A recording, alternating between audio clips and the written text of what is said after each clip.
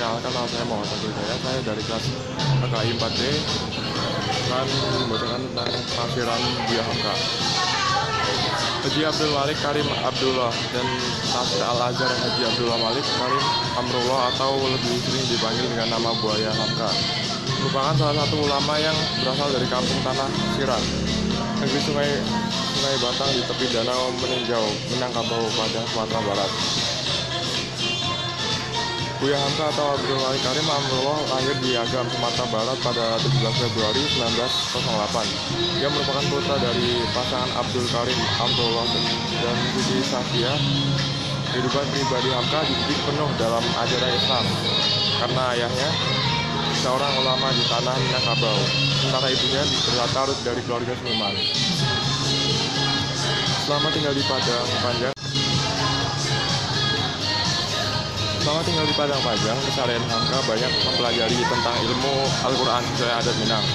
Ketika remaja, sang ayah sempat mendaftarkan ke Tawalib Sumatera, yaitu sekolah Islam modern pertama di Indonesia. Namun, ia memutuskan pindah ke Jawa Tengah pada 1922 untuk merantau dan belajar tentang pergerakan Islam modern ke sejumlah tokoh. Salah satunya H.O.S. Djokro Aminoto. Setelah cukup lama merantau, Hamka kembali ke Padang Panjang dengan fokus mengurus Persyarikatan Muhammadiyah.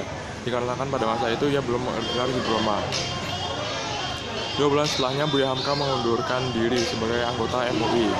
Tepatnya pada hari Jumat, tanggal 24 Juli 1981 atau 22 Ramadan 1401 Hijriah. Tokoh ulama asal Minangkabau tersebut wafat ketika menjalani perawatan intensif di rumah sakit. Oke, lanjut. Ini kemajemukan manusia dalam konteks yang luas merupakan kajian yang tidak abstain dalam pembahasan Hamka. Ketika berbicara tentang ini, Hamka terlihat cukup netral dengan menyampaikan apa yang biasa kita dengar dari para mufasir pada umumnya. Ia mengatakan bahwa tujuan diciptakan manusia dalam watak keberagamaan ini adalah untuk saling mengenal dan berlomba dalam kebaikan, bukan mencari perbedaan dan menciptakan konflik atas dasar keagamaan tersebut. Hamka menekan bahwa keberagaman manusia dalam hal apapun harus dipandang sebagai bukti kekuasaan Allah. Hamka mengajarkan Muslim untuk menjadi apa yang disebut ayat ini sebagai alimin, orang-orang yang mengetahui. Caranya adalah dengan menyadari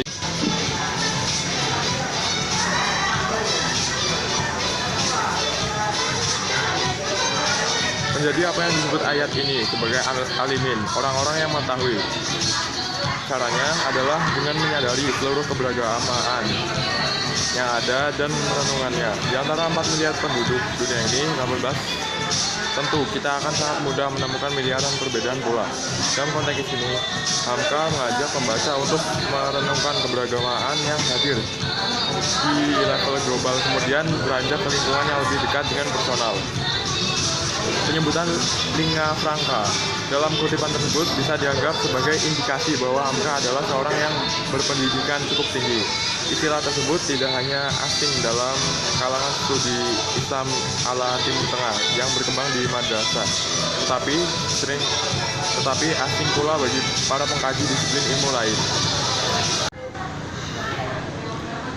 Sikap tegas dan keras Hamka terhadap orang Kristen ini konsisten dengan fatwa MUI dalam masa kepemimpinannya.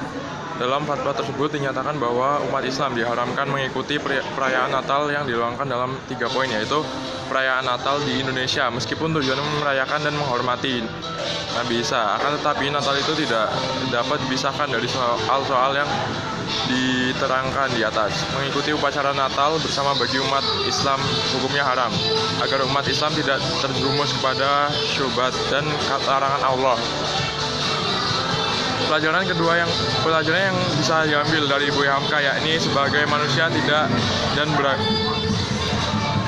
Pelajaran yang bisa diambil dari Buya Hamka yakni sebagai manusia dan beragama Islam harus menjunjung tinggi prinsip moderat, terutama menghormati perbedaan tanpa adanya diskriminasi.